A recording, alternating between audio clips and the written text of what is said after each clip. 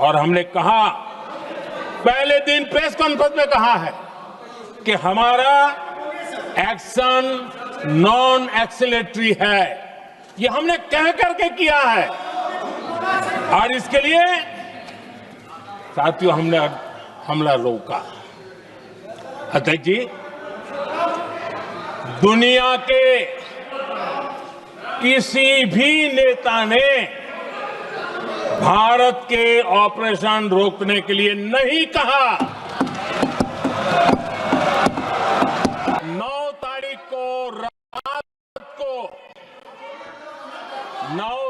को रात को अमेरिका के उपराष्ट्रपति जी ने मुझसे बात करने का प्रयास किया। वो घंटे भर कोशिश कर रहे थे, लेकिन मेरी सेना के साथ मीटिंग चल रही थी, तो मैंने उनका फोन उठा नहीं पाया। बाद में मैंने उनको कॉल बैक किया। मैंने कहा कि आपका फोन था, 3-4 बार आपका फोन आ गया, क्या है? तो अमेरिका के उपराष्ट्रपति जी ने मुझे फोन पे बताया कि पाकिस्तान बहुत बड़ा हमला करने वाला है।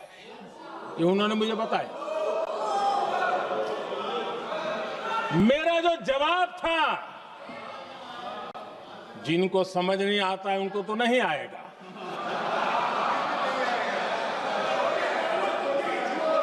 मेरा जवाब था,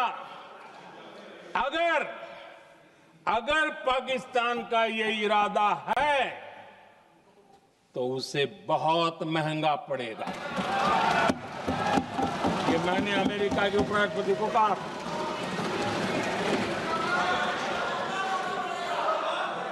अगर पाकिस्तान हमला करेगा तो हम बड़ा हमला कर करके जवाब देंगे। ये मेरा जवाब था। और आगे मेरा एक वाक्य था, मैंने कहा था, हम गोली का जवाब गोले से देंगे। पहलगाम हमले के बाद हमारा बीएसएफ का एक जवान पाकिस्तान के कब्जे में गया, तो फिर इनको लगा, वाह, बड़ा मुद्दा हाथ में आ गया है, अब मोदी फंस जाएगा। अब तो मोदी की फजीयत जरूर होगी।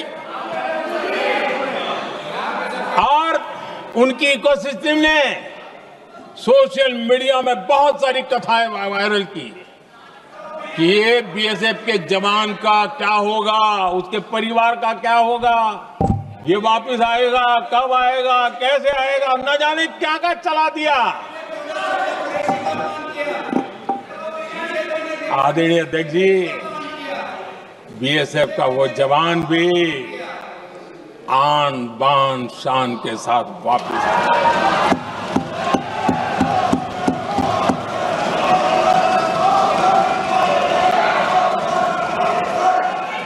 आतंकवादी रो रहे हैं, आतंकवादियों के आका रो रहे हैं, और उनको रोते देखकर यहां भी कुछ लोग रो रहे हैं। दुनिया ने देख लिया कि हमारी कार्यवाही का दायरा कितना बड़ा, स्केल कितना बड़ा। सिंदूर से लेकर के सिंधु तक पाकिस्तान पर कार्रवाई की है। ऑपरेशन सिंदूर ने तय कर दिया कि भारत में आतंकी हमले की उसके आकाओं को और पाकिस्तान को भारी कीमत चुकानी पड़ेगी। अब ऐसे ही नहीं जा सकता। ऑपरेशन सिंदूर से स्पष्ट होता है कि भारत ने 3 सूत्र तय किए हैं।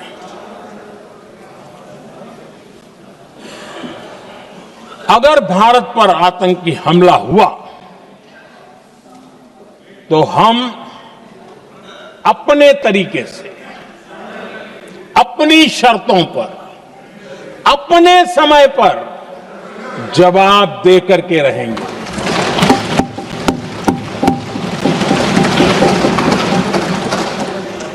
दूसरा,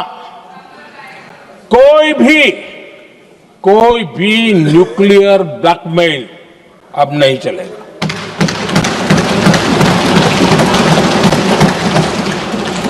और तीसरा, हम आतंक की सरपरस्त सरकार और आतंक के आकाओं उनको अलग अलग नहीं देखेंगे।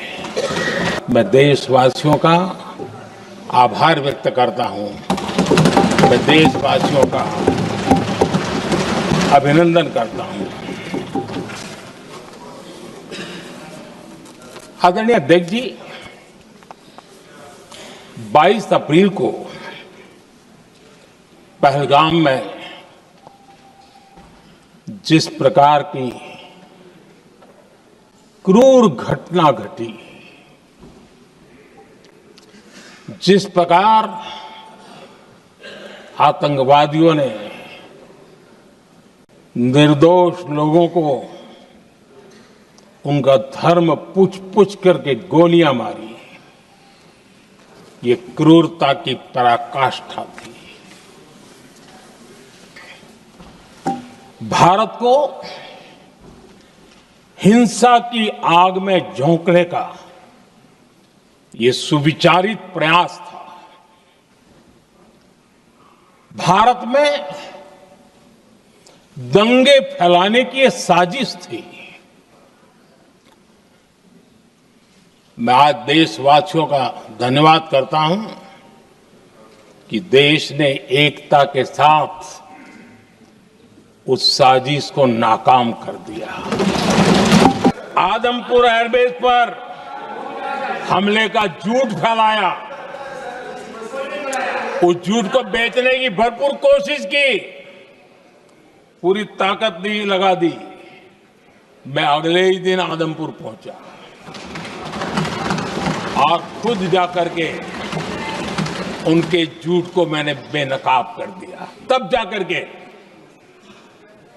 उनको अकल ठिकाने लगी कि अब ये झूठ चलने वाला नहीं है।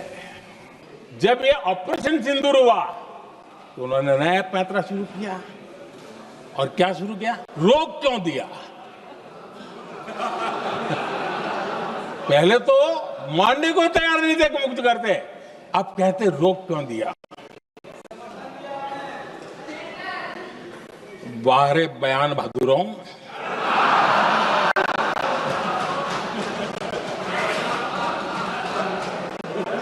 आपको विरोध का कोई न कोई बहाना चाहिए।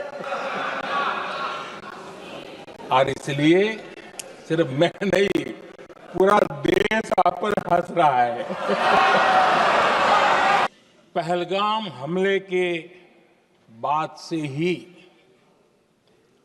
पाकिस्तानी सेना को अंदाजा लग चुका था कि भारत कोई बड़ी कार्रवाई करेगा। उनके तरफ से न्यूक्लियर की धमकियों के भी बयान आना शुरू हो चुके थे। भारत ने 6 मई रात और 7 मई सुबह जैसा तय किया था वैसी कार्रवाई की और पाकिस्तान कुछ नहीं कर पाया। 22 मिनट में 22 अप्रैल का बदला निर्धारित लक्ष्य के साथ हमारी सेना ने ले लिया। पाकिस्तान की न्यूक्लियर धमकी को हमने झूठा साबित कर दिया।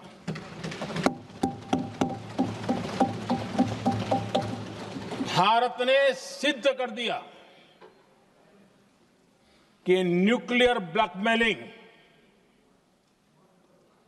अब नहीं चलेगा और न ही ये न्यूक्लियर ब्लैकमेलिंग के सामने भारत झुकेगा।